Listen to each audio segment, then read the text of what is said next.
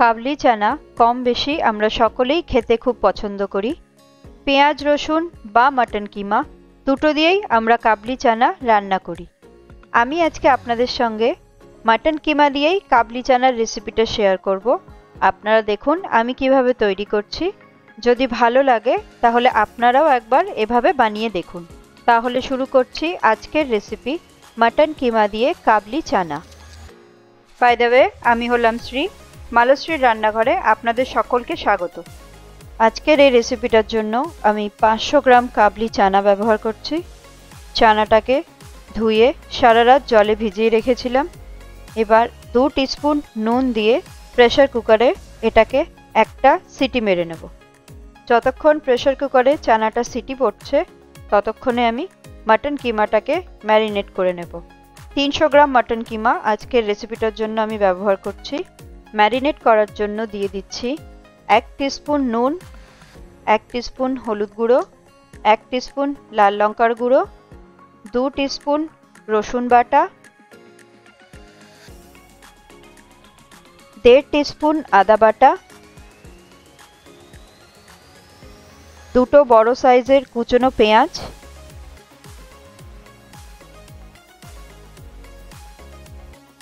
আর একটা বড় সাইজের টুকরো করা টমেটো। এবার এগুলোকে খুব ভালো করে একসাথে মেখে নেব। মেখে নেওয়ার পর 2 টেবিল স্পুন মতন সর্ষের তেল অ্যাড করে আবারও ভালো করে মিক্স করে নিয়ে আধ ঘন্টা ম্যারিনেশনে রেখে দেব।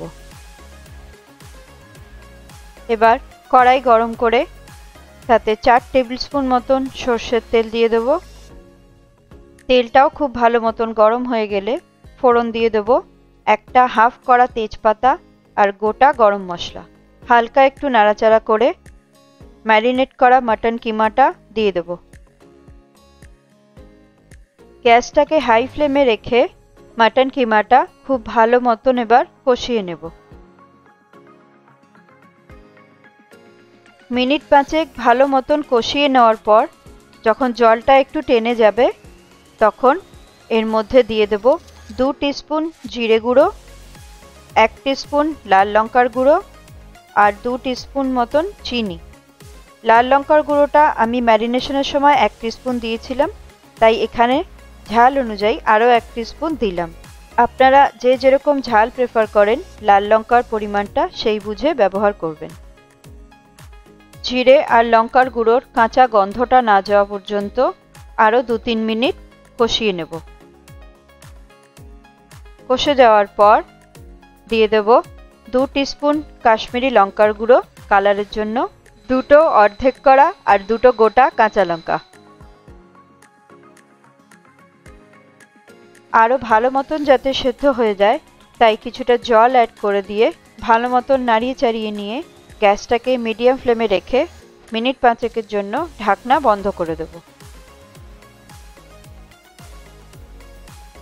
5 মিনিট পর ঢাকনা খুলে দিচ্ছি। মাটন কিমাটা প্রায় মোটামুটি সেদ্ধ হয়ে গেছে। আমার সেদ্ধ হতে 5 মিনিট লাগলো। আপনারা একটু দেখে নেবেন, আপনাদের হয়তো সময় আর একটু কম বেশি লাগতে পারে, সেটা মাটনের কোয়ালিটির ওপর ডিপেন্ড করে। এবার এর মধ্যে সেদ্ধ করে রাখা চানাটা দিয়ে দিচ্ছি। কিমার সাথে চানাটা খুব ভালো করে মিক্স করে নেব।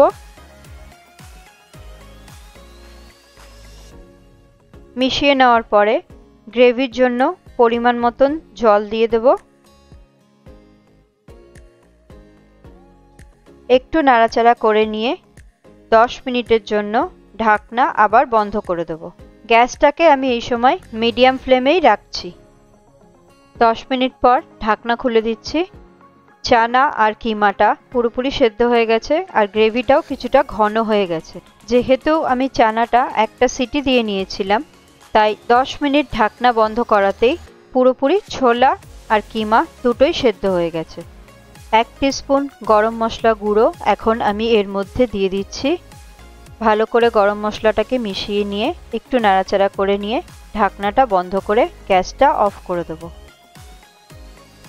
কিমা দিয়ে তৈরি আজকের চানার রেসিপি কমপ্লিট। রুটি, লুচি বা পরোটার সাথে আজকের এই রেসিপিটা খেতে কিন্তু দারুণ হয়। যদি আজকের রেসিপিটা আপনাদের ভালো লাগে তাহলে আমার ভিডিওটি লাইক করুন, শেয়ার করুন আর আমার চ্যানেলটাকে সাবস্ক্রাইব করুন। আমি শ্রী, আপনাদের সকলের সাথে দেখা হচ্ছে নেক্সট একটি রেসিপির সাথে।